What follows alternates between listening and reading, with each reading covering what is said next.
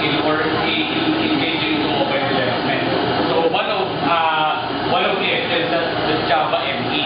So, but if, for example, so we are knowledgeable in other applications, so we could be able to use other such as Android, Bada, Vigo, and other things. So okay, so but for today, so what I'm going to discuss is about Java ME. So actually Java ME is one of the technology of the programming language, which is Java. Okay, so basically, so we learned so about Java. So in our programming subjects, so we know something about Java. So but as we discussed, Java is a very comprehensive programming language. So meaning, but there are different technologies that we could learn. So if we will be, let's say, if we want to have some career in Java programming. So okay, so like for example, we have the Java SE, so which is intended for desktop applications development. So we have Java E, which is intended for some web applications. So if, for example, we are more inclined so into web development, so we could be able to learn about the Java ME. So and also we have the Java ME, which is the micro edition, which is intended for mobile applications development.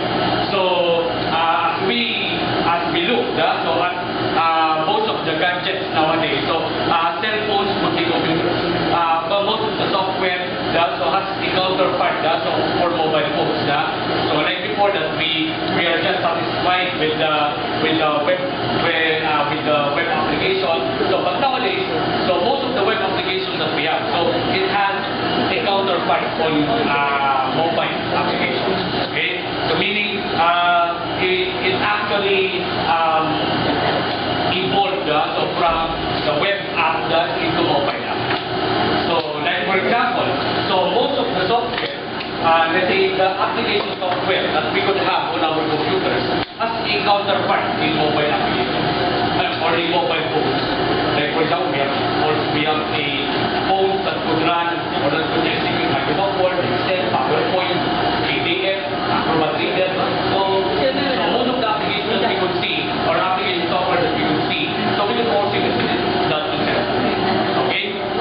So because in the near future, so most of the development will focus on mobile app development. That's why, of course, as a student, so in IT or CS, so you need to have some knowledge or some skills, so some right skills in mobile application, so that if, for example, you will be part of the IT workforce, so you are prepared so to engage on or to be part of a particular company. Because as of today, so there are different mobile application software so that is available on our market. So let's proceed with the discussion. So later, so I will be showing you some examples of a program that is written in Java ME. So actually, in Java ME, I'm using NetBeans. Okay, so NetBeans IDE. Okay, so we have another IDE, with common IDE, which is Eclipse. So I'm using that on Android. Okay, so but in Java ME, so I usually utilize the NetBeans. Okay, so we have mobile devices.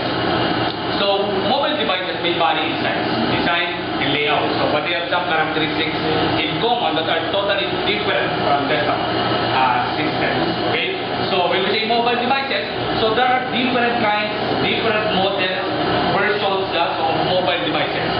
There are different sizes. So there are mobile devices that have large screens. So there are mobile devices which have small screens, etc.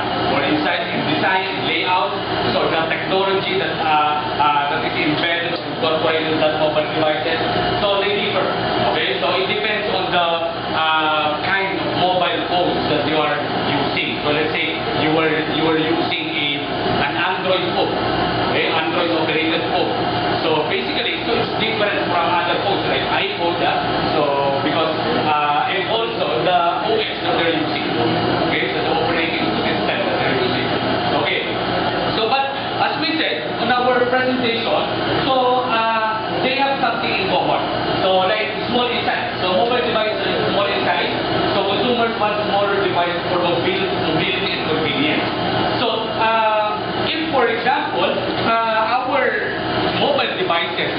capability, for example, to be used as a computer. So maybe later on, there will be no one to use computers, so outside. So because mas madali, dadalhin.